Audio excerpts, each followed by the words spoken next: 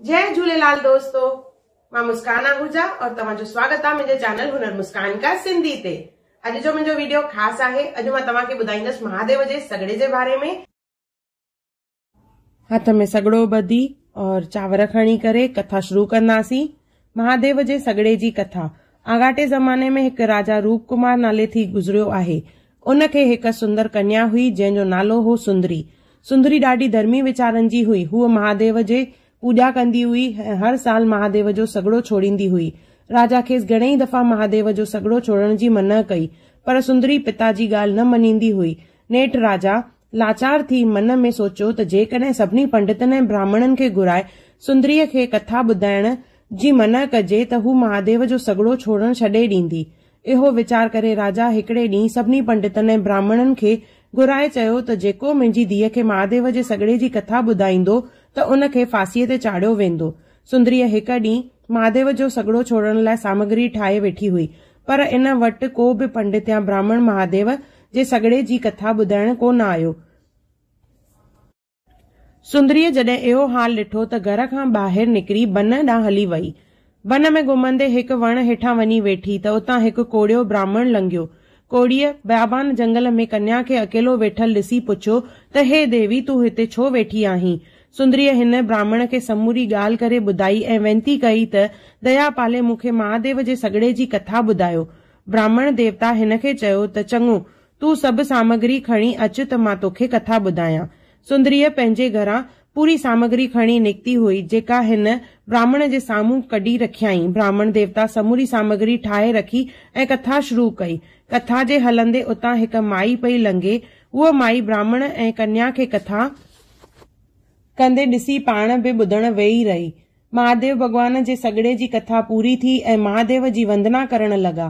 राजा जी धीअ वंदना पूरी करे सॻड़ो छोड़ियो त ॾिसंदे ई ॾिसंदे कोड़ी ब्राह्मण जो कोड़ लही वियो। ब्राह्मण जो कोड़ लथल ॾिसी उहा लांघाऊ स्त्री जंहिं कथा पे ॿुधी अचरज में अची वई ऐं राजा जी कन्या सुंदरीअ खां पुछण लॻी त तव्हां ही कंहिंजो सॻड़ो छोड़ियो आहे ऐं हिन सॻड़े छोड़ण मां ॿिया कहिड़ा कहिड़ा लाभ थींदा आहिनि?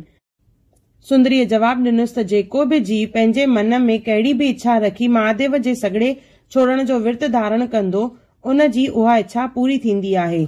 बोलो महादेव जे सॻड़े की जय। बोलो भोले बाबा की जय। कथा पूरी थियण खां पोइ चांवर ऐं जेको सॻड़ो ॿधल आहे इहो सॻड़ो बि हिते थालीअ में विझणो आहे, जंहिंमें अक जी फुलड़ी आहे। ॾिसो हिन कटोरे में। और भॻवान खां भुल बख़्शाइजे। अगरि काई पूॼा में असांखां ग़लती थी हुजे त असांखे माफ़ कंदा। इन खां पोइ पलव पाइबो आहे ऐं आरती कबी आहे। पलव कीअं पाइजे उनजो मां वीडियो पहिरियों ई अपलोड करे चुकी आहियां। उनजी लिंक डिस्क्रिप्शन बॉक्स में आहे। सिंधी पलव। उन खां पोइ भोग जो भॼन ॻाइजे, उहो बि मां पहिरियों ई अपलोड करे चुकी आहियां। उनजी बि लिंक मां डिस्क्रिप्शन बॉक्स में विझां थी पई, छाकाणि सभु वीडियोस अगरि मां हिन हिकु वीडियो में विझंदमि त वीडियो काफ़ी वॾो थी वेंदो, त इन जे करे मां उन्हनि जी लिंक जेके आहिनि डिस्क्रिप्शन बॉक्स में विधियूं आहिनि, ज़रूरु चेक कजो। त पलव पाइण खां पोइ छंडो हणबो आहे। छंडे हणण खां पोइ जेको प्रसाद आहे उहो थोरो भॻवान ते चाढ़ण खां पोइ ब्राह्मणीअ खे ॾिबो आहे। पोइ ब्राह्मणी उन प्रसाद मां थोरो सो प्रसाद करे ॾींदी आहे, जेको देग में मिलाइबो आहे। तिलक लॻाइबो आहे, चांवर और जेको प्रसाद आहे उहो ब्राह्मणी पाण खणी करे बाक़ी जेको प्रसाद ॾींदा उहो देग में मिलाए छॾिणो आहे। उहो पियो प्रसाद सभिनी मिटनि माइटनि में विराइणो आहे। सभु इहो प्रसाद खाइण घर ईंदा आहिनि। जीअं चयो वेंदो आहे त इहो जेका जूअर जी कुटी काफ़ी घरनि में घर खां ॿाहिरि न कढी वेंदी आहे, घर में ई विहारे खाराईंदा आहिनि, पर कुझु माण्हुनि जे घर में प्रथा आहे त उहे घर मां ॿाहिरि बि कढंदा आहिनि। अगरि ताइरी हुजे त ताइरी घर खां ॿाहिरि कढबी आहे। पूॼा पूरी करे पलव खां पोइ छंडो हणी करे नारियल टोड़बो आहे। 4 टुकर नारियल जा अक जी फुलड़ीअ ते चाढ़बा आहिनि और बाक़ी नारियल पोइ प्रसाद करे सभिनी में विराइबो आहे। जेके बि शयूं थालीअ में आहिनि सिज लथे खां पोइ इहे सभु शयूं परवान करणियूं आहिनि। सिज लथे खां पहिरियों अगरि काई कुटी बची हुजे और इहा थालीअ जी सामग्री जेका आहे उहा दरिया परवान करणी आहे।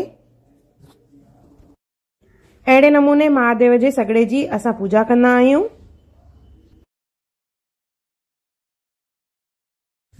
हिकु ॻाल्हि ॿुधाइण चाहींदमि, जेॾी महिल प्रसाद विराइबो आहे, जेका ताइरी या कुटी आहे उनखे हिन तरह ढकण बंदि करे असांखे थोरो सो साइड मां कढणो आहे, खोले न रखणो आहे प्रसाद। और जेसिताईं इहो प्रसाद ख़तम न थियो आहे तेसिताईं विराईंदड़ उते कंटिन्यू वेहंदो आहे जेसिताईं सॼी देग खाली थिए। हर टाइम प्रसाद खे ढके रखणो आहे। चवंदा आहिनि न देग हूंदी आहे खुटंदी न आहे, त इहो बरकत भरियो प्रसाद हूंदो आहे जेको न खुटंदो आहे।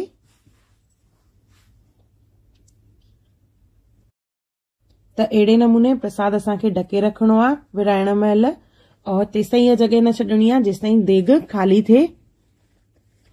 अगरि केरु उथे थो त ॿिए ॼणे खे उते विहारे वञे और उनखां पोइ हिते ॿियो ॼणो वेही उहो प्रसाद विराए। बोलो महादेव भगवान की जय।